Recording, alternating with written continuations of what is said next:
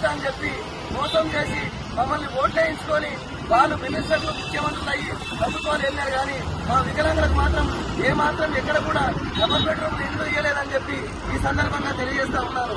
అదేవిధంగా కాంగ్రెస్ ప్రభుత్వం గెలిచిన తర్వాత కూడా మేనిఫెస్టోలో వికలాంగులకు 6,000 పెన్షన్ ఇస్తా అని చెప్పి మేనిఫెస్టోలో పెట్టి వికలాంగులకు ఇలా 6,000 పెన్షన్ ఇవ్వకుండా మరి మోసం చేసిన ప్రభుత్వం ఏదైనా ఉందా అంటే అది కాంగ్రెస్ ప్రభుత్వం అని ఈ సందర్భంగా తెలియజేస్తా ఉన్నారు.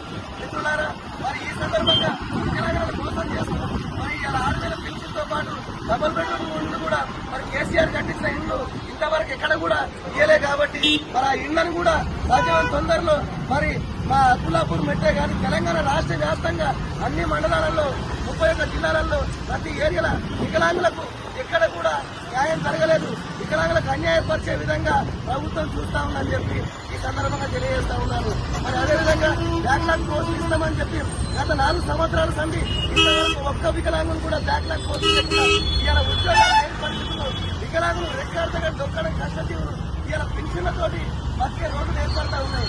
కానీ అట్లాంటిది ఏ సందర్భంగా కూడా ఇవాళ ఏ ఒక్క వికలాంగం కూడా ఇవాళ ఉద్యోగం లేక మరి చిన్న చూపు చూస్తా